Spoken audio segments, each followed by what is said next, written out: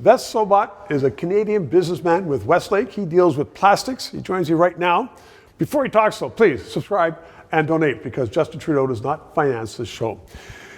Ves, you're in the plastic industry. The United Nations had a big meeting in Ottawa a short while ago, and they are all against plastics. And now some movie makers are making movies saying, too many plastics in our life. You make plastic products. Absolutely. What do you say to that? Well, the reason we make products out of plastic is because they last so long. And when you use them in your house, you don't have to do maintenance. You don't have to go repair them every couple of years. You don't have to paint your windows. But what about them getting into your bloodstream? It is the environmentally friendly choice in most every single case. That's why they're so predominant in the marketplace. Now, in the waste stream, and that's their biggest complaint, there's only 0.4% by weight and volume of plastics in the waste stream. So, Stephen, let me ask you this.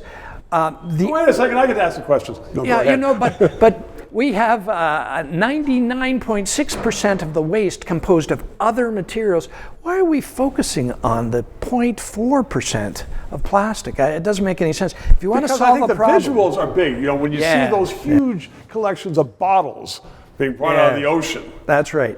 It is visual, there's no question about it, but if you really want to solve a problem, and if you want to solve a waste problem, for example, because really that's what the United Nations is talking about. Right. They're talking about waste in the oceans and really they're overreaching. Waste is a provincial issue. It has nothing to do with the United Nations. Why doesn't the United Nations focus on peace and stopping war? That's what it was created for.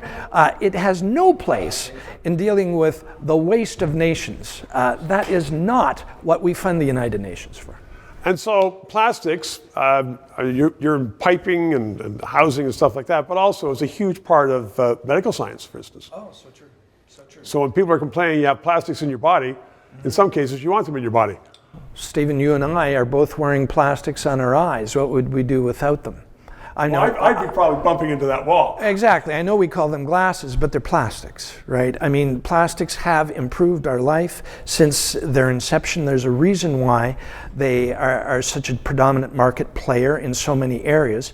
It's because they are the greenest alternative available. Now, the United Nations, those NGOs, they're really not environmentalists. That's true. They're focused on politics. And they focused on plastics because they know that if they attack plastics, they'll weaken the energy group, the energy chain. And that's why they're going after plastics, because their real target is to suppress Western energy prowess. Stop oil. I don't agree with that. Thank you very, very much. 3 minutes. This show provides independent analysis of the issues. We are not paid by the government. And as I am finding, so much business in Canada relies upon various governments that they don't want to sponsor or advertise on a show which may become controversial, which talks about liberty, freedoms, sometimes criticizes government. I've had guests on that support the government. But people are saying, you know what? We don't want to bite the hand that feeds us, i.e. government, which is why I hope you'll subscribe and contribute to keep this show on the air.